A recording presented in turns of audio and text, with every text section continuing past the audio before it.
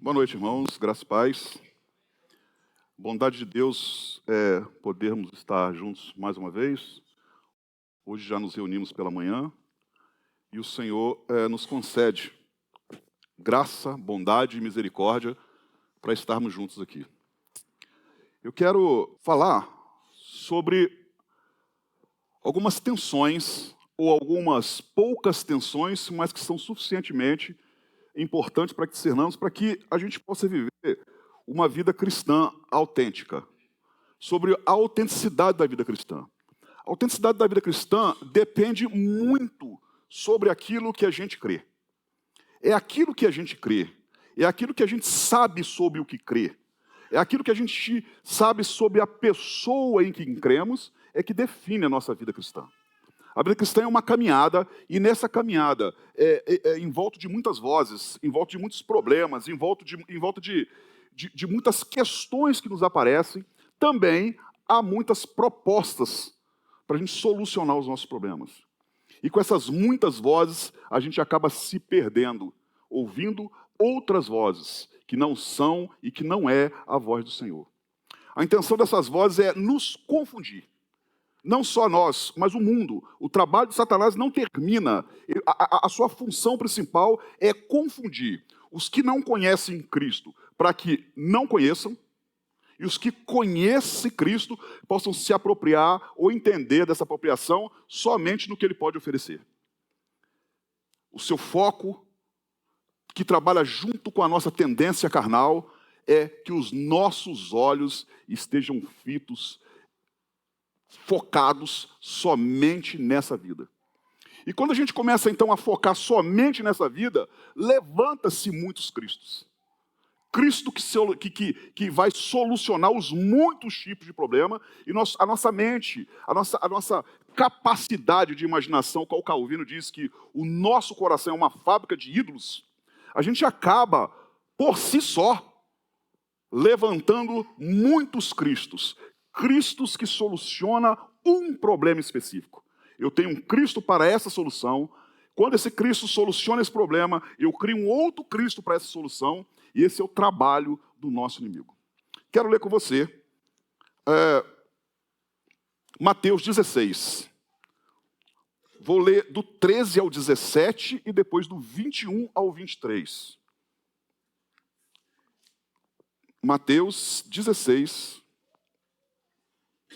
13 ao 17 e depois do 21 ao 23. Nós temos aqui um contraste. Nós vamos trabalhar esses dois pontos, o contraste daquilo que a gente crê e como é que a gente serve. Diz assim o texto: Indo Jesus para os lados de Cesareia de Filipe, perguntou aos seus discípulos: Quem diz o povo ser o Filho do Homem?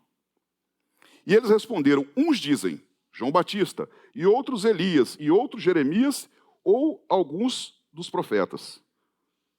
Mas vós, continuou ele, quem dizeis que eu sou? Respondeu Simão Pedro e disse: Tu és o Cristo, o Filho do Deus vivo. Então Jesus lhe afirmou: Bem-aventurado és Simão Borjonas, porque não foi carne e sangue que tu revelaram, mas meu Pai que está nos céus. Também eu te digo que tu és Pedro, e sobre essa pedra edificarei a minha igreja, e as portas do inferno não prevalecerão contra ela. Versículo 21. Desde esse tempo, começou Jesus a mostrar a seus discípulos que lhe era necessário seguir para Jerusalém e sofrer muitas coisas dos anciãos, dos príncipes, sacerdotes e dos escribas, ser morto e ressuscitado no terceiro dia. E Pedro, chamando-o à parte, começou a reprová-lo, dizendo: Tem compaixão de ti, Senhor. Isso de modo algum te acontecerá. Mas Jesus, voltando-se, disse a Pedro: Arreda, Satanás, tu és para mim pedra de tropeço, porque não cogita das coisas de Deus, e sim das coisas do homem. Vamos orar? Senhor, nós te louvamos, ó Deus, porque estamos diante da tua palavra, Senhor. Mais uma vez, Senhor, ajuda-nos nessa noite. Faça-nos entender, ó Deus, a tua voz nessa noite, para que nossa mente, o nosso coração seja, ó Deus, transformado segundo a tua vontade, e que possamos seguir os teus conselhos e não os nossos conselhos, ó Deus. Portanto, ajuda-nos, ó Deus, e glorifica o teu nome, em nome de Jesus. Amém. Irmãos, nós temos aqui uma questão muito grave, que essa questão ela acompanhou os séculos, desde sempre, desde o Éden.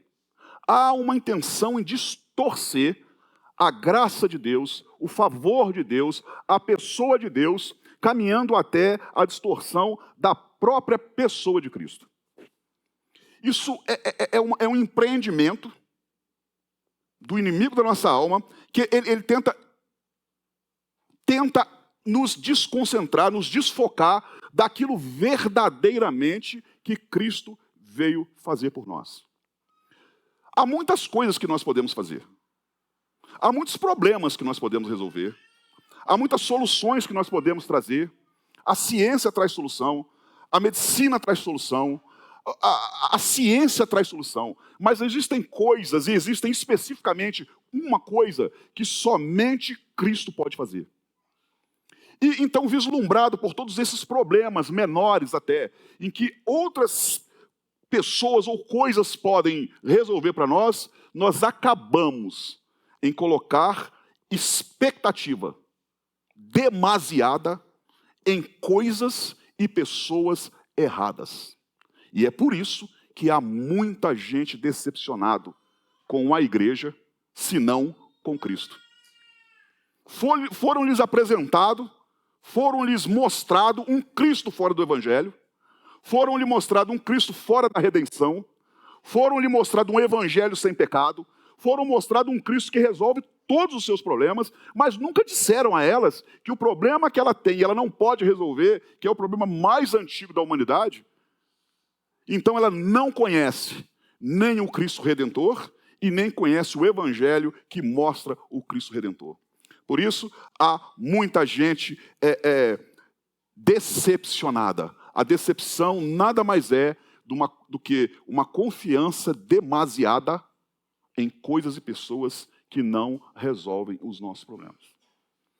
Quantas vezes nós colocamos confiança em tanta coisa, em tantos aspectos, em tantas situações, como o nosso emprego, como a nossa saúde. Quantas vezes isso para nós é mais importante, porque talvez a gente não reconheça qual é o principal problema que temos. E quando a gente não reconhece, conforme já falamos hoje pela manhã, se a gente não reconhece qual é o nosso problema, também não precisamos reconhecer que precisamos de cura, que precisamos de salvação, que precisamos de redenção. E para isso também não precisamos de um redentor. Para que um redentor? Se o meu caso não é redenção, o meu caso são outras questões. Então, surge aí uma fábrica de soluções que não resolve o principal problema. Parece que a nossa fé, ela se relaciona naquilo que nós temos necessidade. Quando, na verdade, a nossa fé está relacionada diretamente com aquilo que a gente ouve. Uma coisa dita muitas vezes, e não precisa ser uma mentira, uma coisa dita muitas vezes e afirmada muitas vezes, vira até doutrina. Nós passamos a crer naquilo.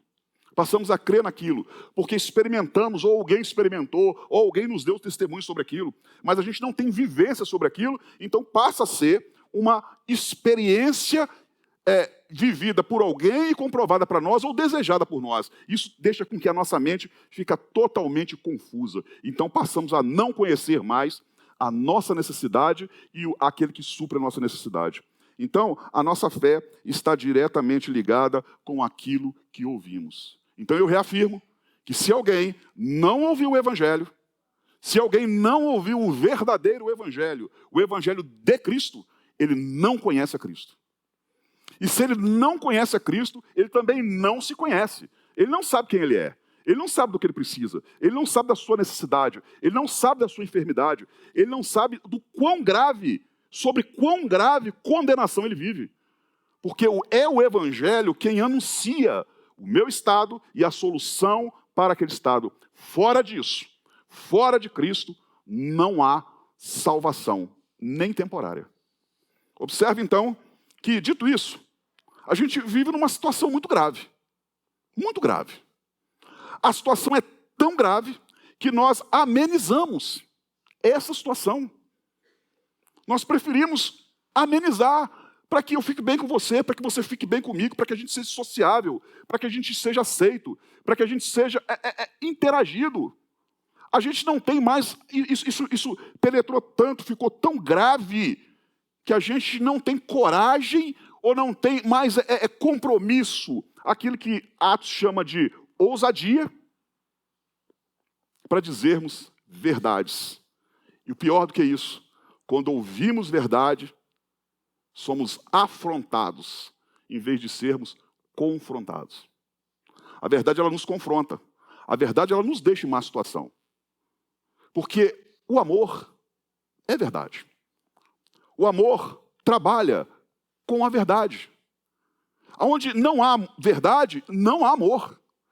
A prova de que Deus nos ama é que Ele trabalha conosco com verdade.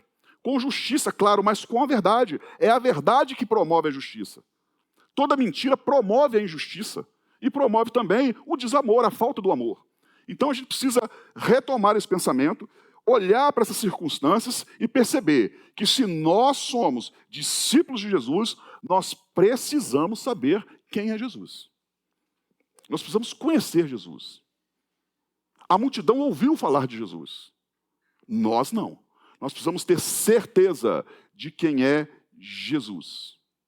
E há muitos aspectos de Jesus que talvez a gente até conheça e outros até que a gente só ouviu falar.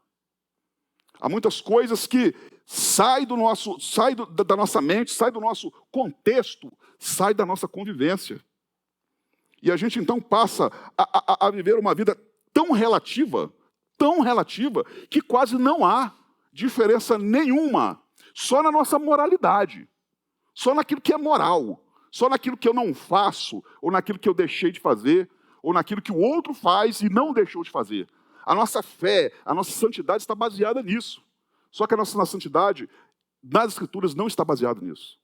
A nossa santidade está baseada, a nossa reverência, a nossa santidade, a nossa vontade de servir a Deus, está baseada no quanto nós conhecemos a Deus. Deus quis se revelar para que o conhecêssemos. Cristo se revelou para que nós o conhecêssemos. E a partir de conhecê-lo, desfrutar de tudo o que ele é. Observe que Jesus começa o seu diálogo perguntando aos seus discípulos quem o povo diz que Jesus é. Claro que essa pergunta está sendo feita aos judeus. Os judeus têm uma expectativa. Os judeus têm uma expectativa também do Messias. Sim. Mas observe, se alguém tem uma expectativa de alguém que vai o libertar, como esse povo de Jesus, o que os outros dizem que eu sou? Como eles podem confundir Jesus com João Batista, com Elias, com outros profetas? A necessidade se torna tão grande, que é oferecidas muitas opções. Então, na verdade, o povo não sabe quem é Jesus. O povo não sabe quem é Jesus, o povo tem uma expectativa, o povo precisa, mas não sabe do que precisa. Não sabe de quem precisa e não sabe também por que precisa. Sabe que precisam. Há um vazio em todo ser humano. Deus colocou isso em todo ser humano. É por isso que o ser humano busca as muitas maneiras de adoração. Erradas, criam ídolos, vão buscar as muitas maneiras erradas, as muitas maneiras mentirosas daquele que não é Deus. Jesus está num contexto de idolatria. Cesareia de Filipe é uma cidade extremamente idólatra. Ali, no início, foi levantado o templo de Baal. E Jesus está com essa multidão que está acostumada a lidar com muitos deuses. Então ele faz essa pergunta: quem esse povo acha que eu sou? Quem esse povo diz? Qual é o comentário aí sobre mim? E ele vai dizer isso nesse versículo. Jesus está perguntando o seguinte: agora que me acho aqui, eu sou o Messias. Estou aqui vestido de carne, eu habito na terra como os demais homens. Qual a opinião deles sobre mim? Quem sou eu para eles? Ele segue, e o desígnio de Jesus era confirmar plenamente para os seus discípulos. Essa pergunta não é feita para o povo. Quem precisa dessa convicção são os seus discípulos. O povo continua sem saber, mas os discípulos precisam saber. E então ele vai caminhando plenamente nisso para mostrar para os discípulos a verdadeira fé, para que ninguém vivesse agitado em meio às muitas vozes que mostram os muitos Messias. Jesus mesmo disse, se levantará muitos Messias. Um ali, outro ali. Messias é aquele que traria a esperança. De vez em quando aparece mesmo um aí. Nós temos tanta esperança. Nós temos tanta esperança em tanta coisa. Qualquer ruído, qualquer manifestação já nos traz um alerta. Parece que a gente vive na expectativa de que o mundo vai acabar, mas a gente nunca tem expectativa que Jesus vai voltar. Sempre se levanta um Messias, sempre se levanta alguém que aparentemente vai trazer solução para os nossos problemas e não trará. Essa é a indagação de Jesus, quem eles dizem que eu sou? Mais à frente, então, no versículo 14, eles responderam, uns dizem São João Batista, conforme eu disse, eles estão baseados naquilo que lhes foram passados. Naquele Jesus que faz uma série de coisas, naquele Deus que resolve um monte de problema, sem olhar para a salvação. E é daí, irmãos, que surge a decepção. Quanto tempo de espera, quantas coisas, quanta libertação. Israel vai vivendo sobre o jugo anos e anos e anos, e parece que ninguém aparece para libertá-lo. Mas Israel também não é capaz de olhar para o seu próprio pecado. Quando sai de um jugo, é liberto e volta para o cativeiro. Volta porque pecou. E Deus não tem o justo como injusto e nem o injusto como justo. Então, ele vai fazendo essas negações para que o povo, então, esses discípulos, vão entendendo, então, quem ele não é. Primeiro, a gente precisa saber quem não é Jesus. Não é Jesus. Jesus não é este que o povo acha que ele é. Jesus não é este ser, essa entidade que as pessoas acham que ele é. Jesus é legal, Jesus é bonzinho, Jesus é amigo, eu sou amigo de Jesus. Não é isso, irmãos. Jesus é o Senhor. E se esse Jesus não for apresentado como quem ele é, ele não tem efeito, porque esse Jesus não é o Jesus Filho de Deus, ele não tem poder algum. Isso é da imaginação humana. Conforme eu disse, nós criamos os nossos ídolos. Mais à frente, então, Jesus vai questionar. Mas e vós? Continua ele. Quem dizes que eu sou? Quem é Jesus para os discípulos? Cristo distingue os seus discípulos dos demais, dos outros. A resposta não pode ser a mesma.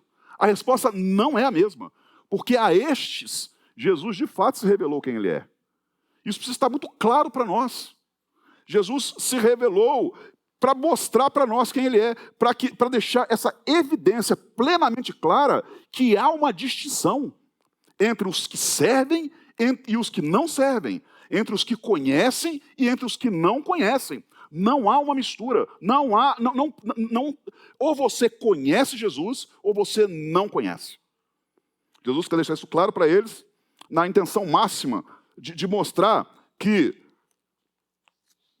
a vida cristã vai se basear, o discipulado, a vida do discípulo se baseia na vida de uma pessoa, que é Cristo. Portanto, nós precisamos de conhecer Cristo, saber quem Cristo é. Então, ele vai mostrar, ele vai arrastar os seus discípulos, tirar os seus discípulos das concepções mundanas, das concepções caídas, das concepções rasas e fracas de quem é Jesus. Há um Jesus muito fraco, só pelo fato dele não ser Jesus. Há um Jesus muito fraco. E a maioria das pessoas crê nesse Jesus. A gente só crê no Jesus que cura, esse Jesus é fraco. Porque o Jesus que só cura é fraco. Então Jesus vai se mostrar aqui, a intenção máxima é mostrar que há uma possibilidade de que o mundo viva nesse engano como vive, sem saber quem Jesus é. E nós podemos seguir essas vozes que falam na multidão, sem termos uma confissão. Eu vou dizer uma coisa para os irmãos, eu creio nisso mesmo. Nós somos provados sob a nossa confissão. Nós somos provados sob a nossa confissão. Você é provado sobre aquilo que você crê. Você é provado sobre aquilo que você conhece. Você é provado sobre aquilo que você confessa. quando alguém diz, ué, mas você não é crente, você está sendo provado sobre a sua confissão. Então, para que isso fique claro, o homem sabe que ele não poderia dar conta disso. Porque o mundo também tem essa concepção, e enquanto uma pessoa não é convertida, enquanto não lhe é revelado, ele não sabe quem Cristo é. Por isso, lá no versículo 16, ele vai dizer, respondendo Simão Pedro, disse, tu és o Cristo, o Filho do Deus vivo. Bom, somente no Evangelho de Mateus ele vai dizer essas duas palavras, Cristo, quer dizer, o Filho do Deus vivo. Os demais evangelhos vão dizer Cristo. Cristo é o ungido. Cristo é o Messias, aquele que as nações esperavam, Israel espera. Este Cristo, o que Pedro está dizendo aqui é que tu és aquele que é rei e traz o reino de Deus para nós, mas também é o sacerdote que intercede por nós. Entende isso agora? Como Cristo é diferente do Cristo do mundo? Não é um Cristo que só reina e eu sou filho do rei e posso todas as coisas? Não. Cristo é o rei que governa sobre a sua própria autoridade que lhe foi dada, mas também é alguém que intercede por nós. É isso que Pedro está dizendo. E como Pedro está num ambiente de idolatria, Pedro está em Cesareia de Filipe, onde foi levantados muitos deuses ali, inclusive Herodes, esse Filipe é filho de Herodes, o qual levantou uma cidade em homenagem ao seu próprio filho. O Deus dali era o Filipe. Pedro está dizendo, tu és o filho do Deus vivo, porque os demais deuses não são deuses. O Senhor é o ungido, filho do único Deus. E esse Cristo é o Cristo da igreja. Esse Cristo não é o Cristo que deixa a nossa mente confundida. Ele se revelou a nós como rei que traz o seu reino, mas se revela a nós também aquele que redimiu e que é o sacerdote que de uma vez por toda entra e aplaca a ira de Deus sobre nós em relação ao nosso pecado. Bom, a consciência de Pedro ela foi tão inundada por isso, que ele precisa afirmar que além de ser Cristo, precisa estar relacionado quem é que enviou esse Cristo? O próprio Deus. Quero pontuar duas coisas aqui. Ninguém conhece a Cristo sem que Deus o revele. Talvez nós precisamos mudar a nossa oração, a nossa concepção do próprio Cristo. Ore para que Cristo se revele a alguém. Ore para que Deus revele Cristo. Desista de fazer isso, porque você não vai conseguir isso. Eu vou te mostrar outra fase disso. A gente não consegue mostrar, a gente não consegue convencer quem Cristo é. Nós não fomos convencidos por nós mesmos. Alguém pregou o evangelho para nós, mas quem nos convenceu foi o Espírito. E toda vez que você tenta fazer o trabalho do Espírito, ele se afasta e não faz o trabalho dele. Porque Deus não divide a sua glória com ninguém. Você prega e o Espírito convence. Você prega, você diz a verdade e Cristo se mostra quem Ele é. Cristo não é um solucionador de problemas. Cristo é o Redentor. Cristo não é aquele que vai te dar soluções dos problemas. Não, Cristo é o Redentor. E só Deus pode mostrar isso para o homem. Jesus vai dizer que a vida eterna, porque ele vai dizer, bem-aventurado é Simão Borjonas, porque não foi carne e sangue que te revelou, mas o Pai que está no céu. A maior bem-aventurança que um homem e uma mulher pode receber é saber quem Cristo é. Não existe nenhuma felicidade maior do que essa. Não existe nenhuma alegria maior do que essa. Não existe nenhuma. Incomparavelmente, nenhuma alegria, a não ser sabermos quem Cristo é. Cristo é um privilégio aos crentes que Cristo se revele. É por isso que em João 17 diz o seguinte, a vida eterna é essa, que conheçam a Ti, o único Deus verdadeiro, e a Jesus, quem enviaste. Não lhe falta nada, se você conhece.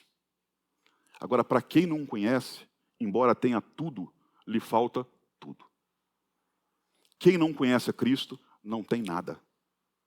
Ainda que tenha tudo, não tem nada. E quem conhece a Cristo, ainda que não tenha nada, tem tudo. Porque Cristo é a nossa vida.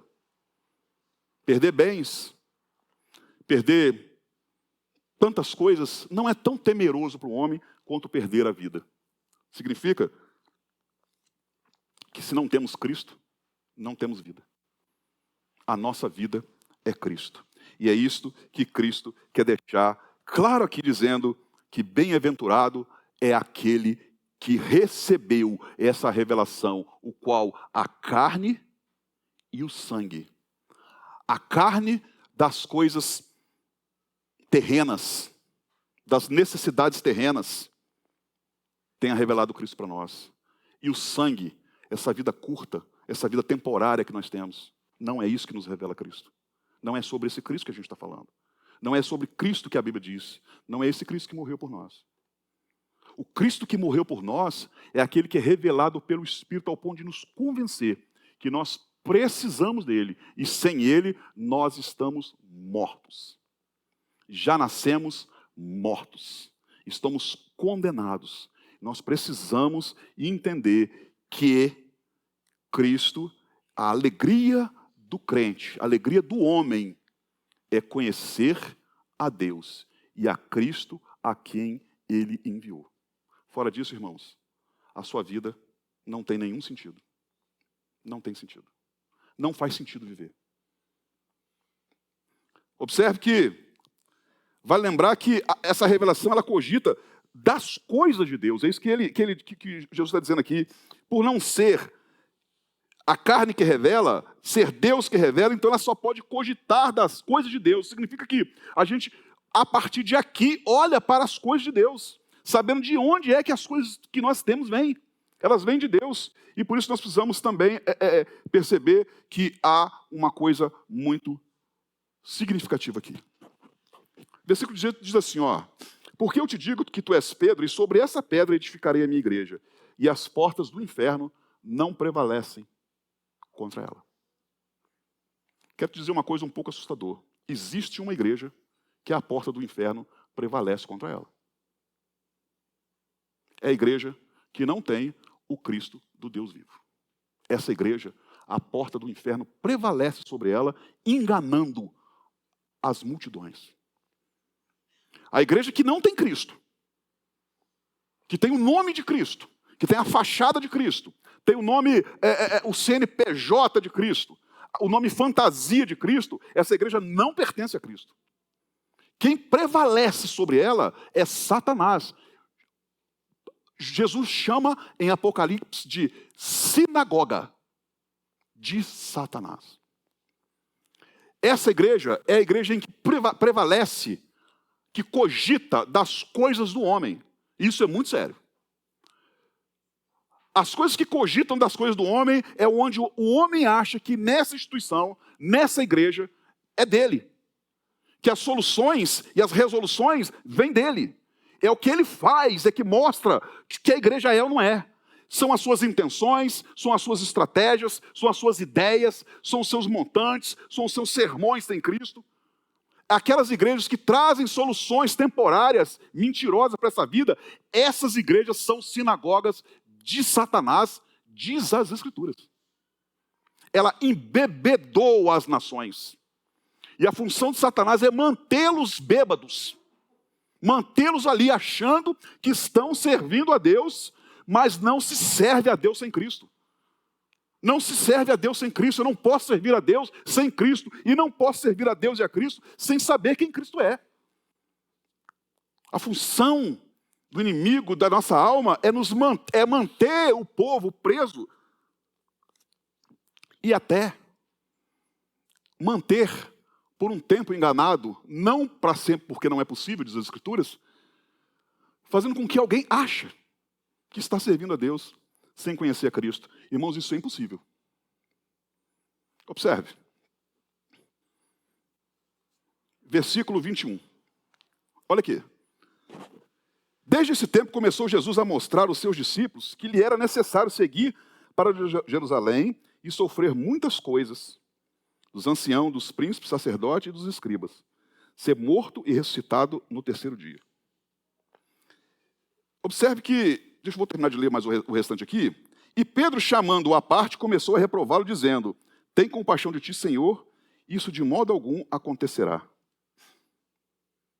Jesus, voltando-se, disse a Pedro: arreda, Satanás, tu és para mim pedra de tropeço, porque não cogita das coisas de Deus, e sim das coisas do homem. Existem aqui duas igrejas. Duas igrejas existem aqui. Uma que é a pedra onde a igreja é edificada. E a outra onde a pedra é pedra de tropeço. A pedra de tropeço esconde quem Cristo é. Ela não tem interesse de mostrar quem Cristo é. Ela não tem interesse de mostrar, é isso que Pedro diz, morrer? Como assim morrer? Não, que isso? Tenha piedade do Senhor. Está tirando a questão messiânica, a questão redentora, a questão salvadora e justificadora de Cristo. Nós temos um Cristo que resolve todos os nossos problemas. Mas se ele não morre e não ressuscita, ele só resolve os nossos problemas que cogitam das coisas do homem. E nós somos enganados, podemos ser enganados por isso. Nós podemos ser enganados por isso. O foco de Deus não é nos dar vida boa. O foco de Deus é nos dar vida eterna. Isso é totalmente diferente. Por melhor que a sua vida seja aqui, ela não é boa. Comparado com aquilo que Deus oferece para nós. E só quem pode dar isso é Cristo. E só pode entender essa necessidade se o evangelho for pregado para você. Então existe um outro evangelho que o apóstolo Paulo diz que se alguém pregar, inclusive eu, diz ele, se eu pregar ou um anjo do céu vos pregar um outro evangelho, que ele seja o quê? Maldito.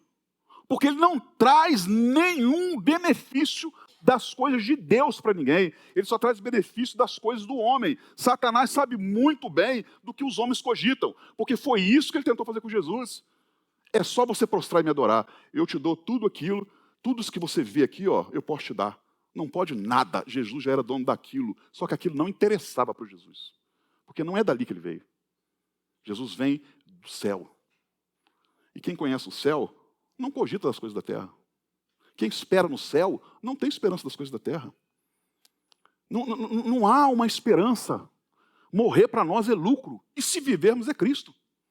Morrer é lucro e viver é Cristo. Isso é tão difícil da gente compreender, mas isso precisa ser verdade.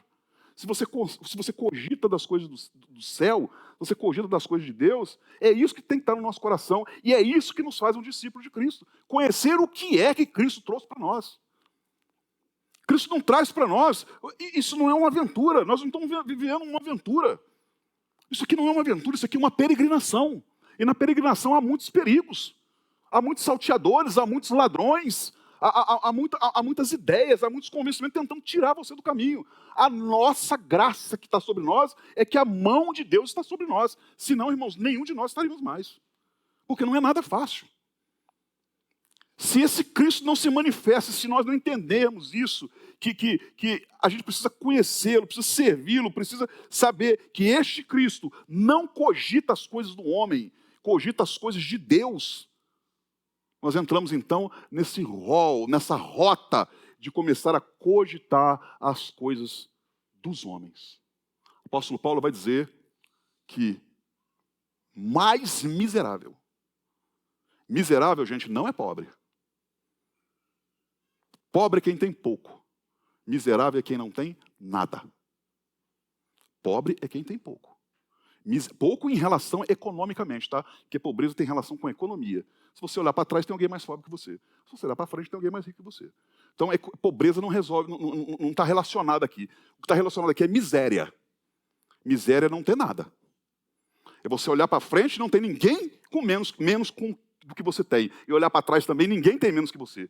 Você é o mais miserável.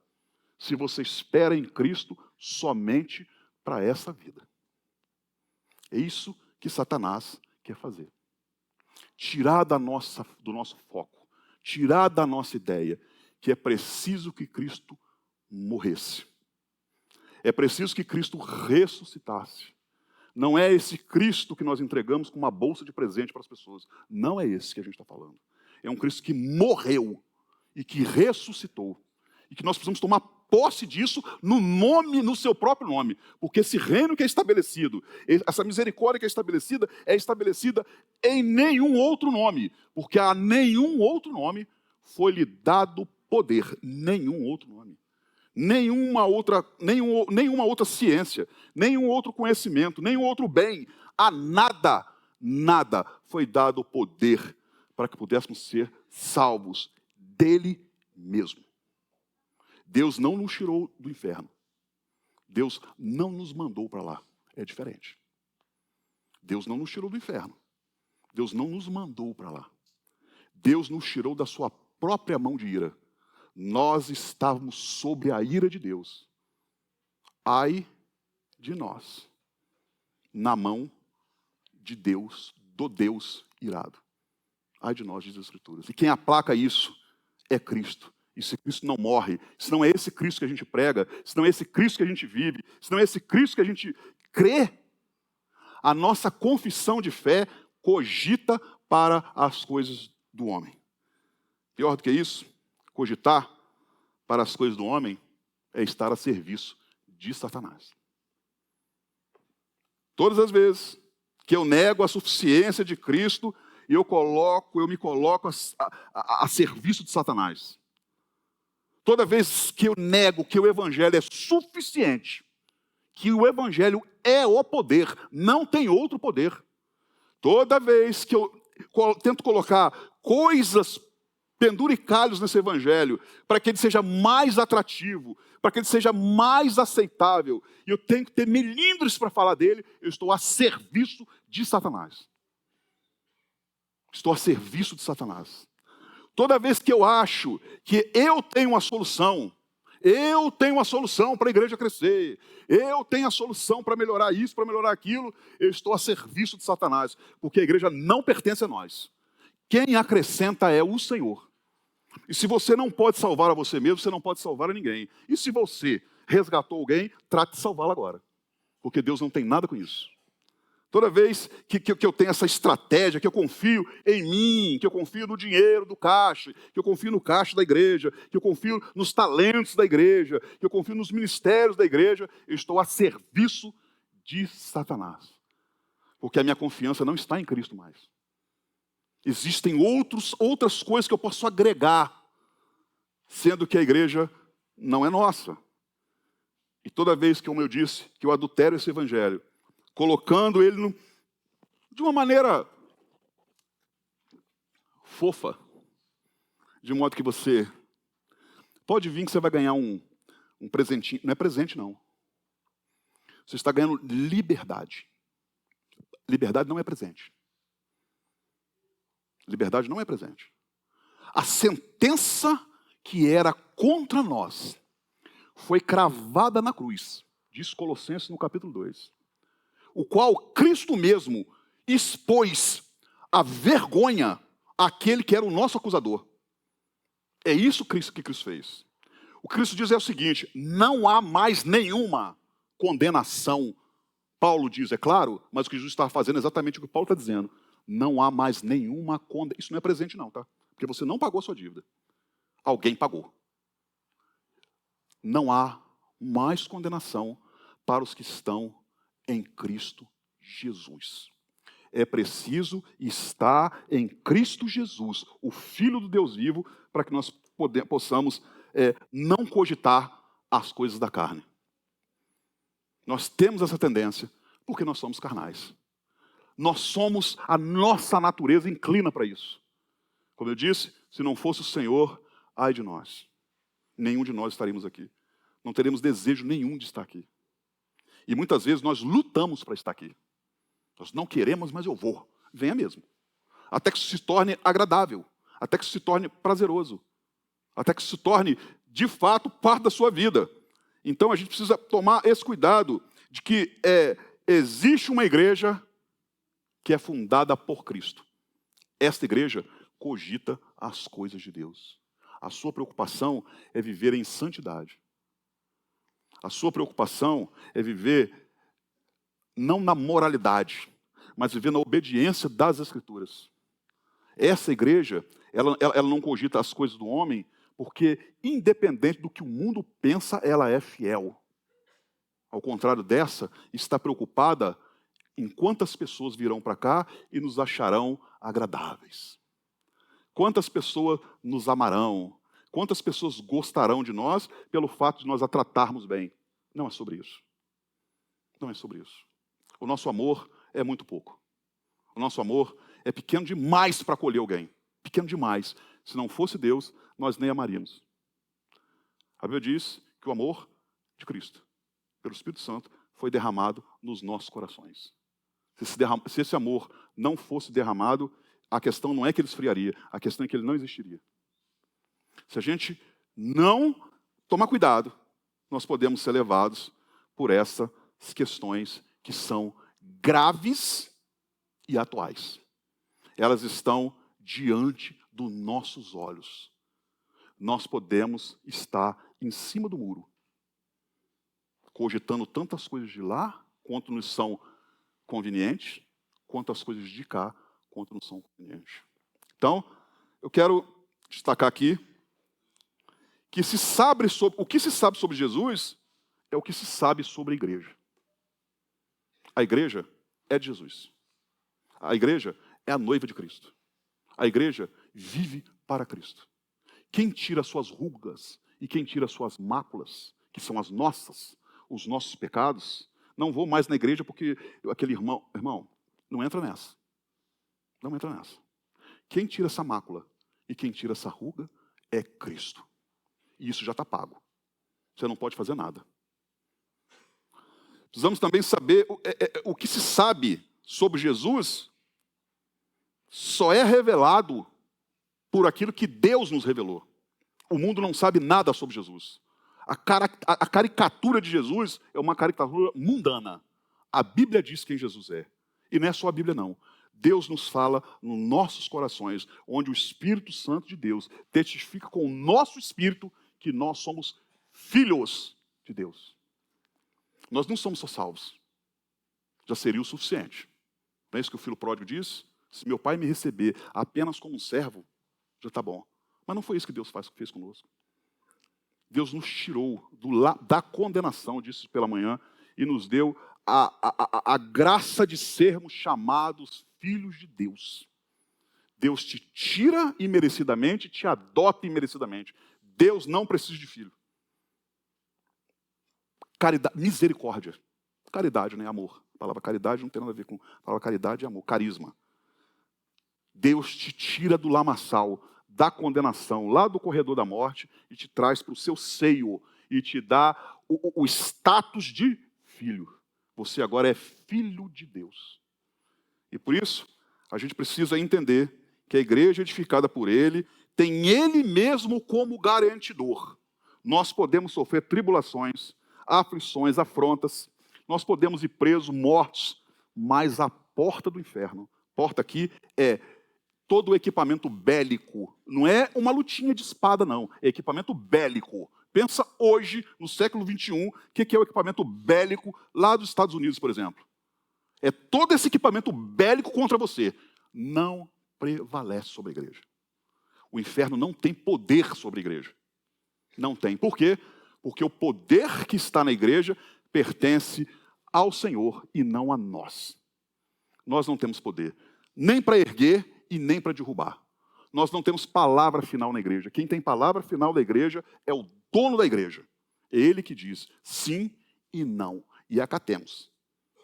Porque ele, quem é o dono da igreja, e ele que faz isso. Então, nós também devemos pensar que não há uma outra maneira, não há um outro Cristo, não há como negociar isso, não há como. Não é que não devemos, é porque não há como. Tudo isso fora disso é mentira. Nós não podemos andar, então, sobre deixar nos enganar e também deixar nos envolver e enganar as pessoas, sendo que nós estejamos favorecendo aqueles que cogitam para as coisas do homem. Por isso, é preciso conhecer Jesus e não apenas ouvir falar dele.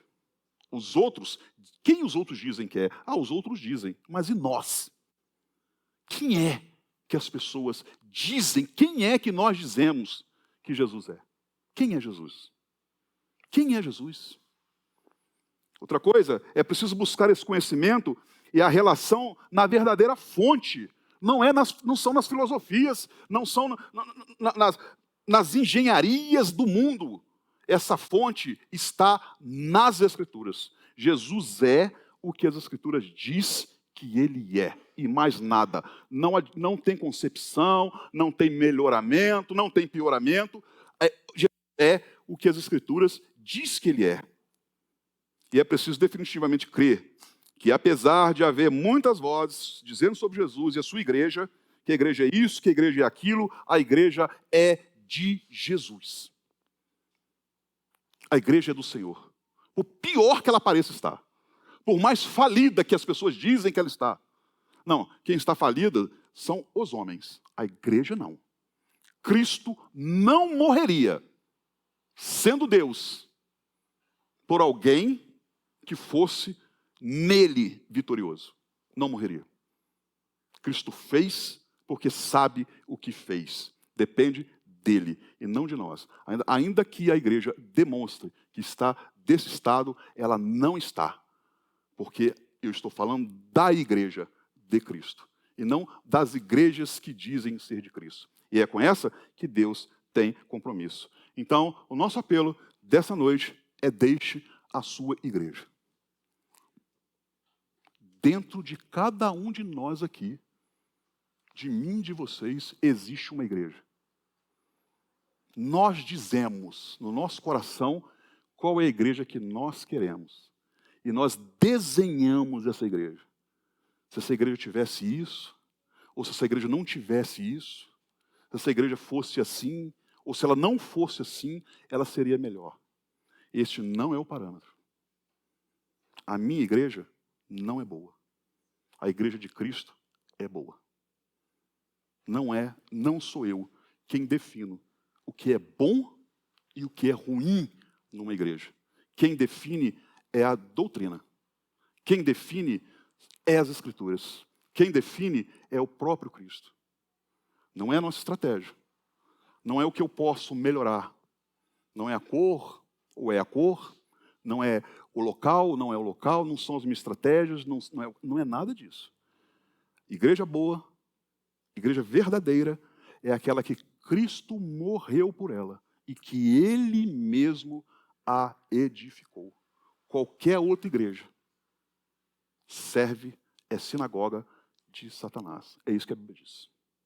Desista dos seus planos de igreja e acople. Integre-se no plano de servir a Deus e a sua igreja e não a nossa. Eu já vi muita igreja não dar certo porque ela não era a igreja de Deus. Ela tentou tirar a mão de Deus e não vai. Então, não aflija o seu coração com a igreja, porque foi Cristo que morreu por ela e pagou alto preço para que ela seja sustentável e sustentada até o dia glorioso. Cristo não perdeu essa batalha. Não há guerra, não há batalha que Cristo perca. Portanto, o que nós precisamos fazer é deixar expectativas em falsas coisas, em falsos cristos, e conhecer o verdadeiro Cristo, aquele que morreu por nós, que é suficiente e cuidador da sua igreja. Confie no Senhor e sirva a sua igreja, a igreja de Cristo, e não a nossa. Esse projeto não dá certo, nunca deu. Desde Babel, o homem tenta levantar uma igreja, e nunca deu certo. Deus sempre confunde as pessoas que tentam levantar a sua própria igreja. Elas até subsistem na terra, mas elas não têm aliança nenhuma com o céu. E eu quero dizer que a igreja é a igreja do Deus vivo, que é a coluna e o baluarte da verdade. A igreja de Cristo contém a verdade, e em nenhum outro lugar há verdade fora de Cristo. Deus tenha misericórdia de nós, nos ajude, nos retome a nossa mente, para que nós possamos seguir a Cristo, servir a sua igreja, e abrir mão das nossas das nossas estratégias, das nossas... Não é que Deus não nos dá ideias, não é que Deus não nos usa, não é isso que eu estou dizendo. Mas ela só é útil se Deus o deu. Senão, é empreendimento. Não dá certo. Fale de Cristo, do Cristo, do Cristo, o Filho do Deus vivo, que morreu e venceu a morte, para que nós possamos ter vida.